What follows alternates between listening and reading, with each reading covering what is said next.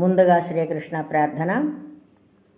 వసుదేవసుతం దేవం కంసచాణూరమర్దనం దేవకీ పరమానందం కృష్ణం వందే జగద్గురుం శ్రీకృష్ణం వందే జగద్గురుం.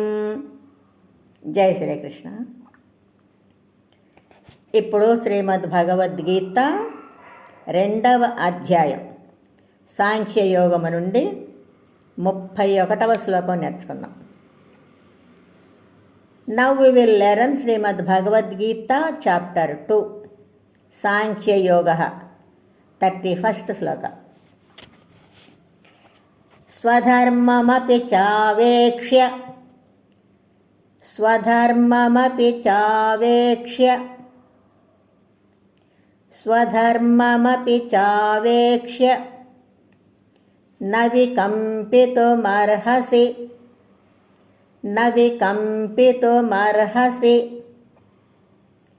नविकम्पितुमर्हसि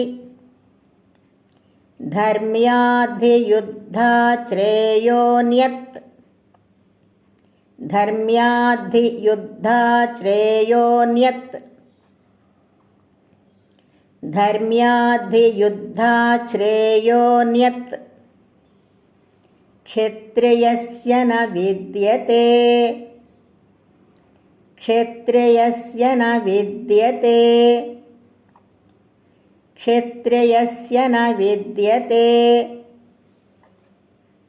Once again.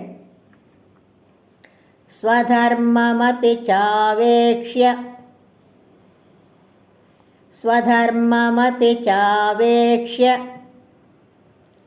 Navikampitumarhasi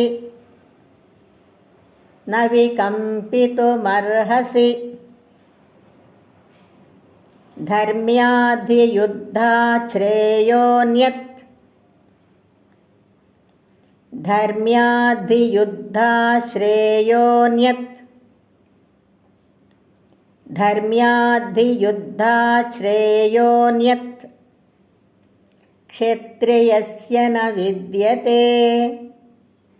क्षत्रियस्य न विद्यते. Now full line. Swadharmamapi chavekshya navikampitumarhasi Swadharmamapi chavekshya navikampitumarhasi धर्म्याद्धियुद्धात् श्रेयोन्यत् क्षत्रियस्य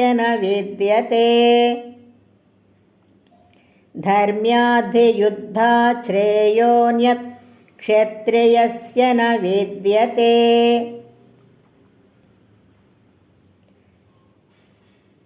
Now full sloka. Swadharmamapi chavekshya navikampitumarhasi धर्म्याद्धियुद्धात् श्रेयोन्यत् क्षत्रियस्य न विद्यते.